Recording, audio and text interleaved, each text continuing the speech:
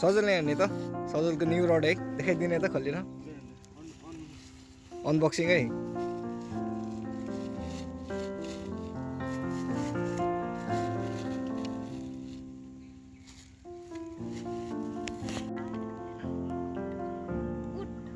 घुट्छ A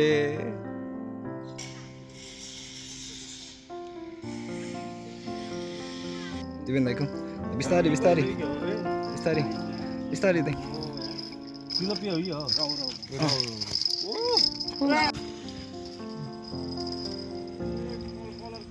common carp